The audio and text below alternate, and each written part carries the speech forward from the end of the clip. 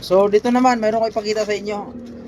Sa mga nag-request to, inanapan ko talaga kayo na kayo man nag-request kung paano makapag-order ng Aerox.